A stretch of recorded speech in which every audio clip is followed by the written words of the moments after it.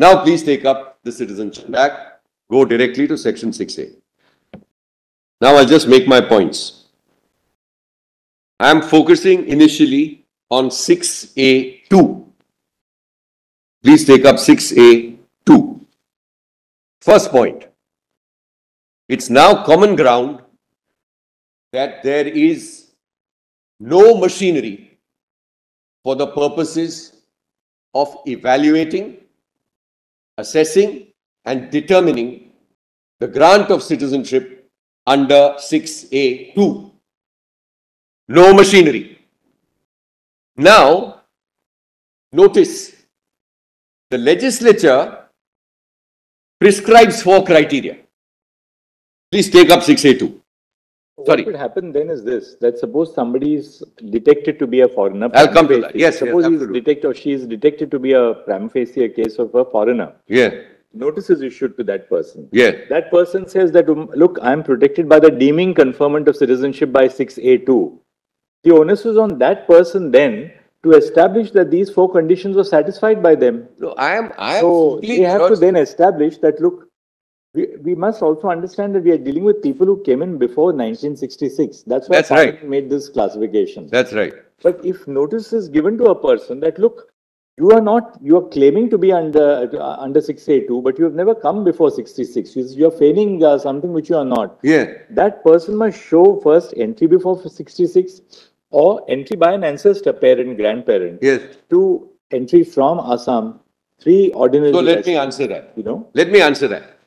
Now I'm back. I'd moved to 6A3, but now I'm going back to 6A2. This deeming conferment of citizenship is on those people who genuinely meet that description in 6A2. True. It does not confer citizenship on anybody who is just in India before 66. It prescribes the 4 criteria I indicated.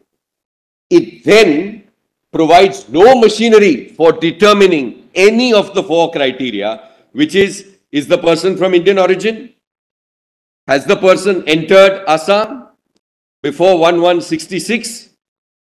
Has the person entered from Bangladesh? And is he resident, ordinarily resident in Assam? There are 4 specific criteria. But these 4 specific criteria are factual. To qualify under 6A2, you must meet these conditions. You must meet that's what the legislature says. But there's no machinery to determine these conditions. So what is the net effect of that? The net effect of that is, I believe this is a fatal flaw in the scheme. As far as 6A2, I'm only on 6A2 now. By providing, if you had, just take a situation, if you had not provided any criteria, then my supposition would have been, this is completely void because you cannot distribute citizenship without rational, reasonable criteria. That's the foundation as far as the constitutional logic and the constitutional and good governance is concerned. There must be some criteria. To which the answer would be, but we have criteria. We have 4 criteria. But when you prescribe 4 criteria facially and do not couple that with a machinery to evaluate and assess those criteria, you are in short prescribing no criteria at all. And this is now fatal, according to us, as far as 6.2 is concerned. It just can't stand. You can't prescribe criteria, then have no machinery, and therefore just start granting citizenship. So now what's the net effect of this? The net effect of this is that any person, because it's 57 years now, since 1st January 66. So anyone over the age of 57 in Assam can claim citizenship without the requirement of establishing ancestry or provenance. That's the net effect. You are just, your carte blanche, just granting citizenship because you have no machinery. So basically what is happening is, this is the grant of citizenship without scrutiny. It is a criteria-less citizenship. 6.2, I'm only on 6.2. In effect, it is a criteria-less citizenship. And this, I don't believe Parliament can do, even though it has the legislative competence. No action under our constitution can be so completely devoid of any rationality or any basis. You prescribe it. All right, good luck. You prescribe it.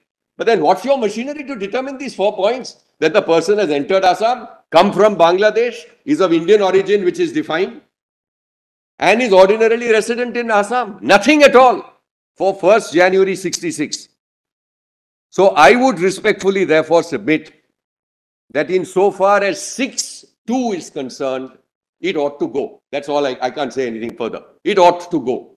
You can't have a system of criteria-less citizenship. Facially, oh, we've got 4 conditions, but there's no machinery. That's the end of it. So this is now my first set of points. My focus was on 6(2). Now I move to 6(a)(3).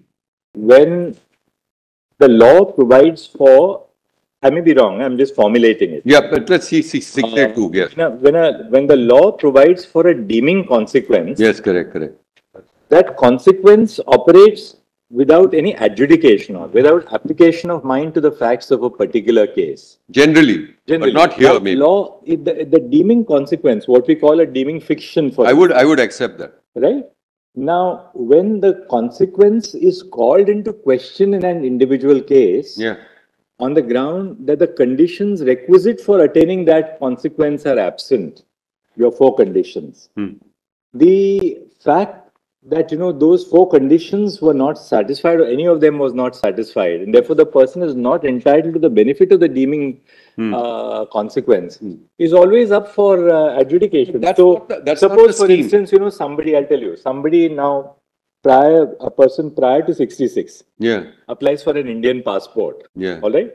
Or their child, now there'll be those people who will be now, as you 57 said, 57 years old. All right. That person applies for a passport. I mean, at least 50. The passport officer says that, look, I can't give you a passport. You're not an Indian citizen. Then at that stage, if he says, no, I'm an Indian citizen by virtue of 6(a)(2), I'm not saying the passport officer will do that adjudication. He has no power to do that adjudication. But certainly, the validity of his status can be then decided. Suppose somebody applies for some other social welfare benefit which is available only for a citizen. Otherwise, we can clarify that actually, that this is not, that anybody who claims that status gets the status. So let me just answer this. Now, your Lordship has formulated. So I have 2-3 answers to it straight away. So just look at 6(a)(2), please. Yes. Just have a look at 6(a)(2). I'll just read some parts of it. You see, subject to the provisions of 6 and 7, all persons of Indian origin who came before 1st January 1966 to Assam from the specified territory, including those, etc., who were included in the electoral rolls for 67, and who have been ordinarily resident in Assam since the dates of their entry into Assam, shall be deemed to be citizens of India as and from first day of January 1966. And as your Lordships have seen, this provision comes onto the statute book with effect from 7th of December 1985. So it has, the deeming is not just deeming with regard to who becomes a citizen, but also from when the person becomes a citizen. That's very important. Deemed to be a citizen as from 1st January 66. Now we're not going, there's some rationale provided, etc., because there were elections held, etc. We're not getting into any of that. I am first examining this subsection facially. So assume everything is, what it says, what it means to say. So 4 conditions your Lordships have specified, I don't want to repeat it. Now look at the manner and the mechanics of it. First question, are there criteria? I'm just asking myself. Criteria there are. I believe there are criteria. So you cannot assail a provision on the ground that this is just being handed out to anybody and everybody without criteria. And criteria is necessary, I believe, for the grant of citizenship. There must be some rational application of mind, some objective criteria. Now, there are objective criteria. That's the other part. It's not just criteria, they are objective criteria. Right. Now, those objective criteria are on the basis of certain fact situations. Now, I'll take a simple one. You have to enter into Assam. That's my other point, but let's keep that aside. Not West Bengal, not enter. It has to be to Assam. That's one point. It has to be prior to 1/1/66. It has to be from Bangladesh. And you have to be thereafter resident. Now, all these elements, I'm just suggesting to the court, because what is deeming? Deeming, according to us, is a basket of rights. Just there has to be a machinery. Yeah. No, so I'll come to that. It's a basket of rights. Citizenship is a basket of rights. And that basket of rights includes political rights, it includes civil rights, it may include social rights, it may include economic rights. This is a very important concept because that will also tie into your some tentative observations were made of does proportionality have any role in this, and we'll try and suggest some solution. What yeah, the chief is saying is this. yeah, You are right. Now it is ultimately for the individual to have his own view of satisfaction of these four criteria.